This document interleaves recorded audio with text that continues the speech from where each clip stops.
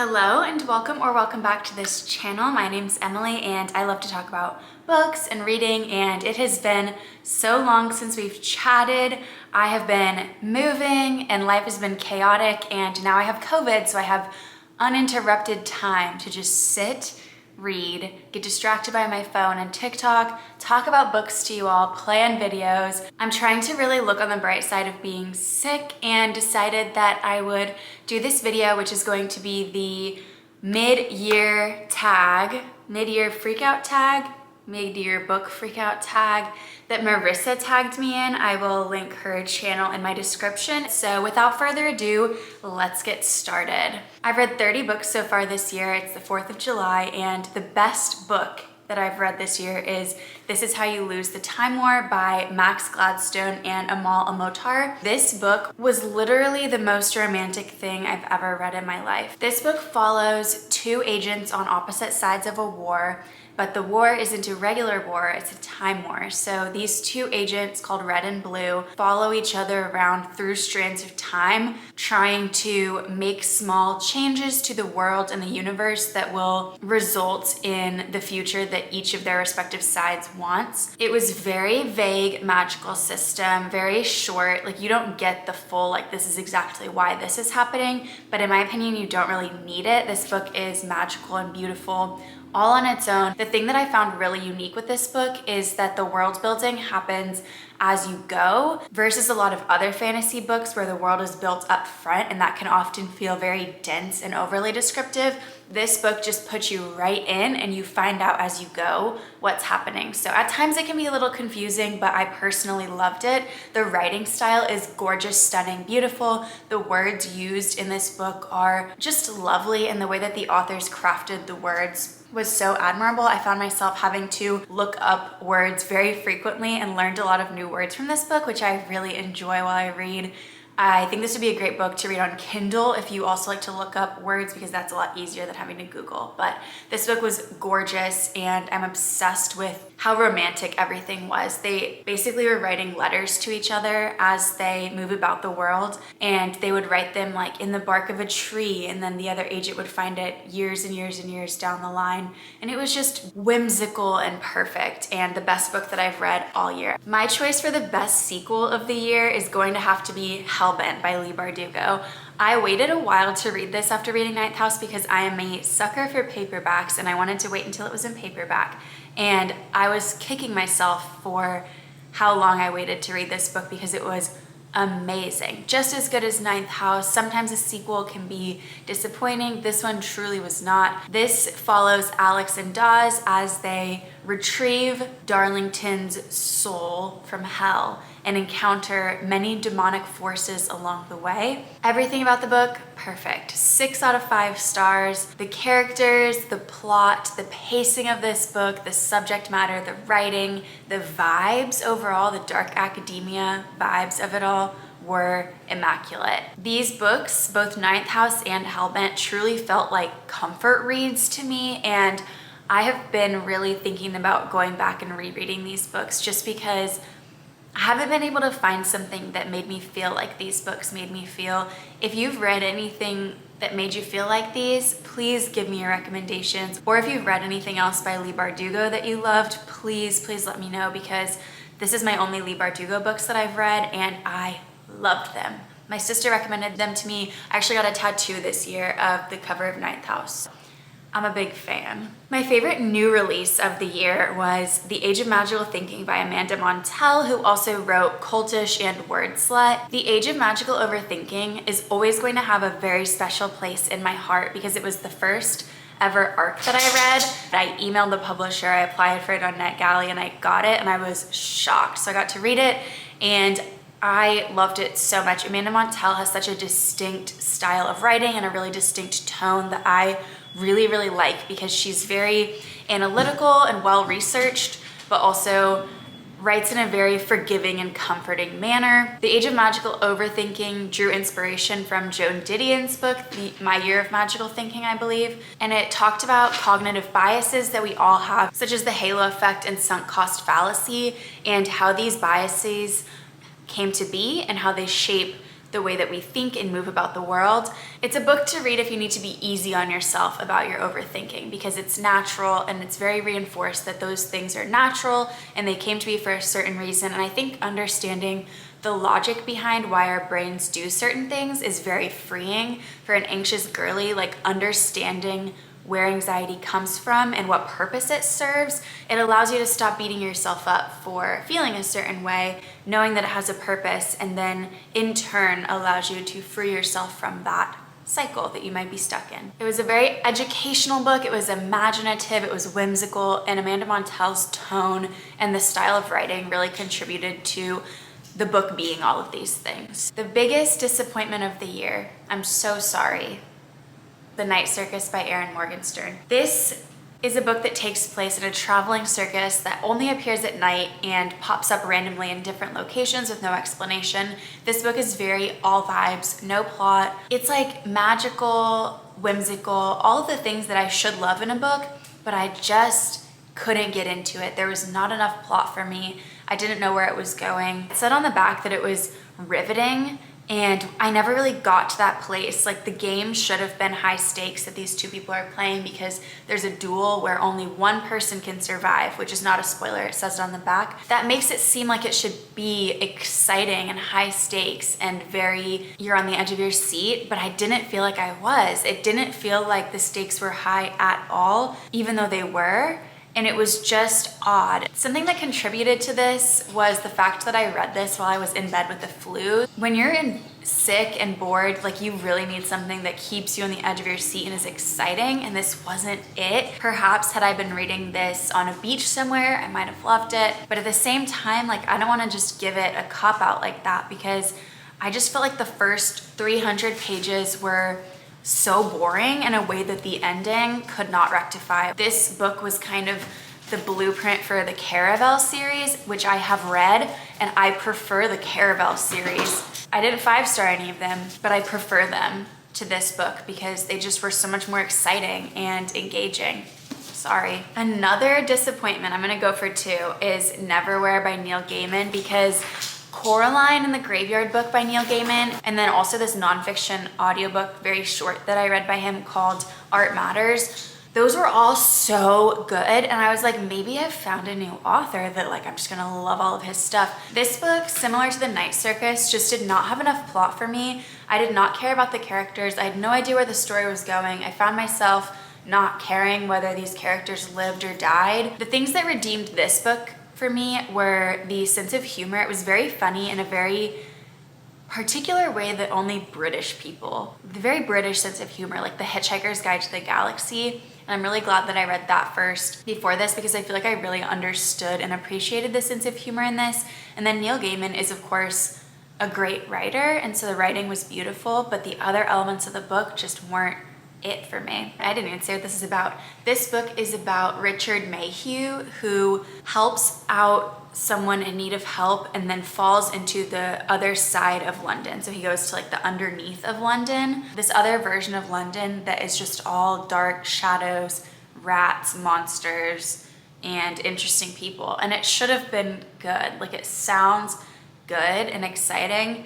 It just wasn't to me. Perhaps if I had been to London and I had seen London and could understand and get a picture of it, but I haven't, and I didn't get enough of London. I didn't get enough love for the characters. I do appreciate the things that I find funny now and the references that I can make to it. There have been TikToks that are now funny to me because I've read this book, specifically about minding the gap and about rats, but that's it. And I don't think that I would ever read something like this just for the bit and so that I could make jokes to Marissa, who I buddy read this with. The biggest surprise of the year came in the form of a young adult fantasy novel called The Ballad of Never After.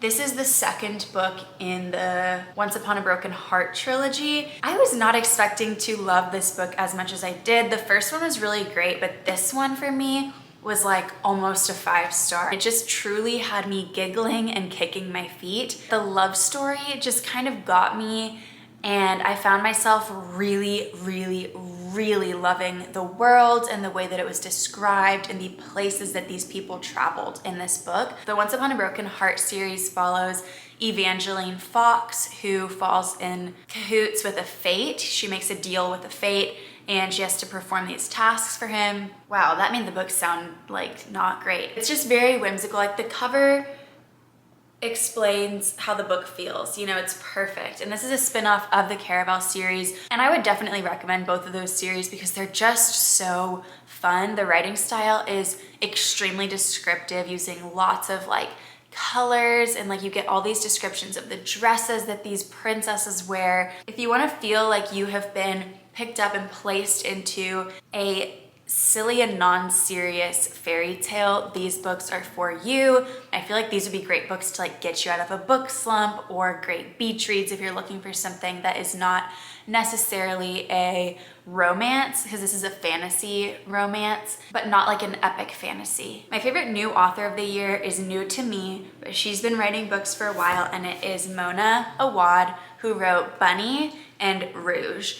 And both of these books were 5-star books for me. Mona is truly in her own lane. She is so smart, so funny. Her writing explores different themes. Bunny discussed female friendships and satirized dark academia through the lens of a horror novel, which was amazing. It's very ambiguous ending, very nonsensical at times. The writing style is used very purposefully, switches up about halfway through, and at first I didn't really understand what was the point of the writing style, didn't like the writing style, thought I wasn't gonna like the book, and then in the second half of the book just absolutely blew me away. So stick with this one. I'm gonna read you an excerpt from Goodreads about Bunny. This spellbinding new novel from one of our most fearless chroniclers of the female experience, Bunny is a down-the-rabbit-hole tale of loneliness and belonging, friendship and desire, and the fantastic and terrible power of imagination. And then Rouge, I'm gonna read a review from Goodreads that just really sums it up well. A dark, satirical Greek mythology retelling / fairy tale about how isolating and ludicrous our current zeitgeist's obsession with beauty can be, and how it impacts the already complex mother-daughter relationship. 6 out of 5 stars. Mona Awad is so smart and funny and in her own lane completely. Oh wait, that's my review. You should follow me on Goodreads and Instagram, and like and subscribe to this channel. And you should read these books. If you take anything from my shameless plug, you should read these books. Prepare to read these with a book club, with a buddy, with a pen and pencil, so that you can write in the margins, because truly there was so much to take from both of these books. And it just speaks to the power of fiction teaching us different things that sometimes nonfiction can't, or in a way that nonfiction could never. I will say to be careful if you buy Rouge, the paperback, and you live somewhere where it gets to 100+ degrees, be careful, because this book fell apart on me. It was really sad when this happened, and I was literally reading it like one page at a time. Like there's pages that are just singles. Be careful with your books in the sun. My newest fictional crush, from someone that doesn't get fictional crushes that frequently. Like I can read a book and like the guy, but typically I'm not like, I'm in love with this guy. That all changed when I read This Summer Will Be Different by Carley Fortune, because Felix is perfect and she wrote him for the book girlies and the beach girlies and the girls that just want a nice man. They're just running around this island eating oysters together, yearning for each other. And it was everything I needed it to be and more. I think that this book has really helped me. I've been in a book slump recently, and finishing this book, like this is the first book in a while that I've like wanted to pick up while I'm eating. Like I was wanting to read this instead of going on my phone. Game changing for a book slump. When I was about halfway through, I was thinking this is solid 3 to 4 star-ish range. And then towards the ending, it was just really thoughtfully done. The ending contained some things that I don't always find in romance novels. And this book ended up being a 4.5 star for me. And that's the second highest I've ever rated a romance book. So if you're looking for a summer romance beach read and you want to fall in love with a fictional character, look no further. This book is for you. My new favorite overall character is Piranesi. And I will not say too much about this book because when I used to hear about it, people would say, you don't want to know too much about this book before you go in. You want to just know as little as possible. So I'm not going to say too much, but I will say that Piranesi's character was just very wholesome. His outlook on his situation and the world was refreshing and beautiful and occasionally a little sad. Everything about this book was amazing. The setting, the characters, the narrative. This book was something that will stick with me for a while. And if you've been on the fence about it or wanting to add it to your list, because I know that part of me was just thinking like, this is gonna be a more difficult read. I don't know if I'm gonna super get into it. Just pick it up. It's easy to read, really beautiful, stunning. The vibes are kind of dark academia almost, Greek mythology, like the Maidens or The Secret History to me. Like it kind of gave me the similar feeling of that. And I would say that this book, if you liked any of the following or multiple of the following books, you will like Piranesi. And those are The Giver, The Alchemist, The Night Circus, Circe, or Song of Achilles. Those are all books, not necessarily that I would compare it to, but books that I would say, like, if you liked those, you will like this. The next question on the tag is book that made me cry. I don't know if this is even an exhaustive list, but Piranesi, Crying in H Mart, Art Matters, This Summer Will Be Different, Daisy Jones and the Six, The Invisible Life of Addie LaRue, This Is How You Lose the Time War, The Age of Magical Overthinking, Tomorrow, Tomorrow, and Tomorrow, and Tom Lake. All made me cry. None of them really made me like fully mentally break down and sob. The only book that's ever in my entire life really made me fully like sob to the point where it was like I was going through something was The Fault in Our Stars by John Green. No book has made me cry like that book since I've read it. I don't know what that says about me, but when I read The Fault in Our Stars, I was younger. I just remember like getting to the part in it that's so sad. It's all sad, but I got to like the really sad part and I couldn't finish like I had to set the book down for the night. I sobbed myself to sleep and then had to finish it in the morning. That book wrecked me. It felt like it was happening to me personally. So no book has made me feel quite like that this year, but all of those that I mentioned definitely made me shed a tear or multiple tears. The most beautiful book goes to Tom Lake by Ann Patchett. And I listened to the audiobook for this because it was narrated by Meryl Streep and she did a phenomenal job performing Tom Lake. Tom Lake follows this wholesome family that is together on their farm during COVID. It's this very self-aware mom telling her three daughters a story about how she was an actress and how she dated a movie star, and the mom is just a beautiful, self-aware character who imparts a lot of wisdom and lessons to her children, her daughters, as she's telling this story. This book was like if Daisy Jones and the Six and Hello Beautiful had a baby. I swear to you, read this book if you liked either of those or both of them. And I would definitely recommend the audiobook, and that's coming from someone that doesn't really love audiobooks. Like I would almost always prefer to read it physically, but the audiobook was amazing because Meryl Streep is obviously so iconic and she was the perfect person to read that book.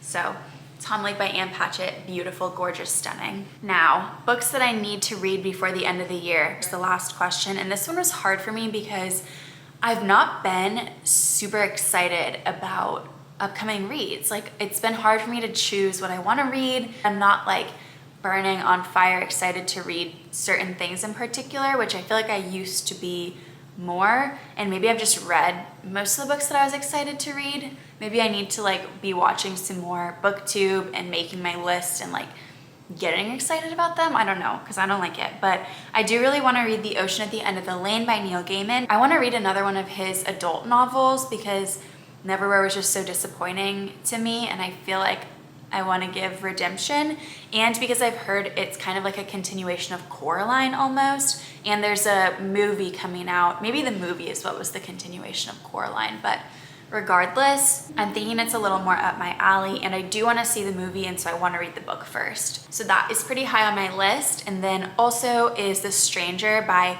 Albert Camus. I think that was like written in the 1940s. It's a short story and it deals with the nakedness of man faced with the absurd. And I think it has a murder that happens. So that I think will be a good short classic. Every time I read a book like that, that's like a classic, like acclaimed, actually people are like, this is a great book, I'm always reminded of why I love reading. And I feel like I need something short like that to help fully get me out of this reading slump that I'm in. So that is also pretty high on my list. That is all that I have for today. I'm so happy to finally be back recording videos and chatting about books with all of my friends on the internet. If you haven't already, like and subscribe and stick around for another video. I will link the video about my favorite fiction books if you want to hear me rave more about books. Thank you for watching. Have a good day. Bye.